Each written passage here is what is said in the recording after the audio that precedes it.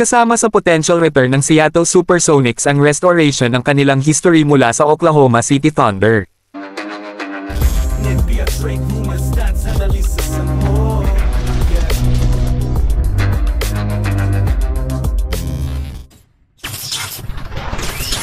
Kung magbibigay ang NBA ng expansion team sa Seattle, isa sa mga exciting na development ay ang restoration ng history ng Seattle Supersonics mula sa Oklahoma City Thunder, ayon sa mga ulat.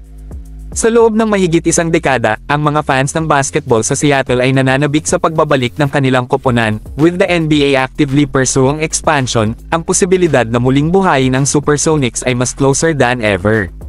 Ang Seattle Supersonics ay isang mahalagang bahagi ng NBA mula 1967 hanggang 2008 na nanalo ng NBA Championship noong 1979 at ipinagmamalaki ang isang passionate fanbase.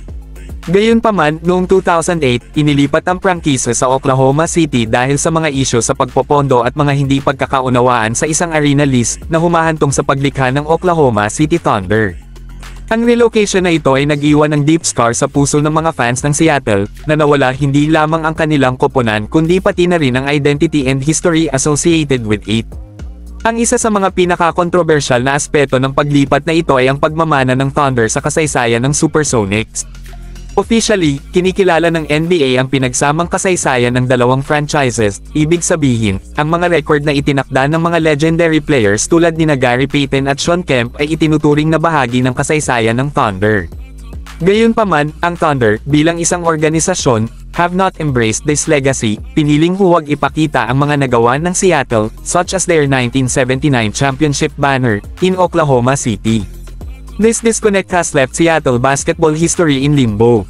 According to reports, kung ang Seattle ay bibigyan ng expansion team, ibibigay ng Thunder ang kasaysayan ng Supersonics pabalik sa bagong prangkisa ng Seattle. Ito ay magiging isang napakalaking sandali para sa mga tagahanga ng basketball sa Seattle dahil ito ay magbibigay daan sa lungsod na ma-reclaim ang yaman ng NBA legacy nito.